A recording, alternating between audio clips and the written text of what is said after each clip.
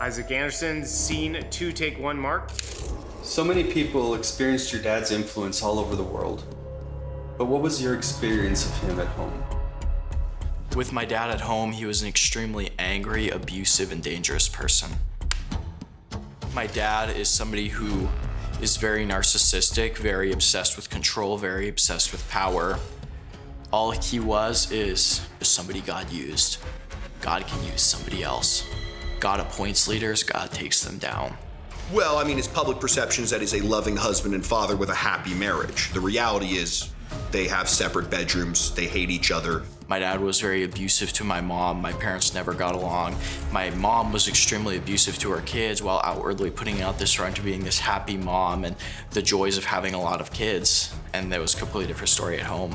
He wasn't just minorly hitting her, he was beating her very severely with an electrical cable. He was hitting her head into things. It was not anything that could be mistaken for some sort of fetish or whatever.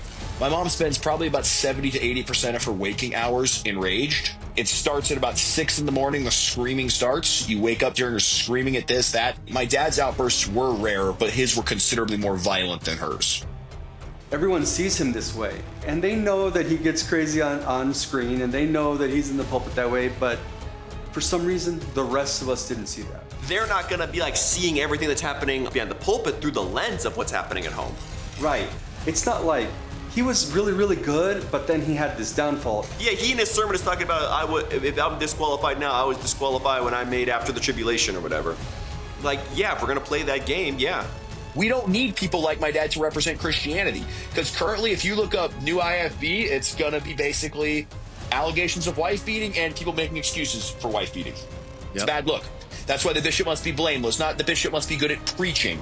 The two greatest days in the new IFB are the day you get in and the day you get out.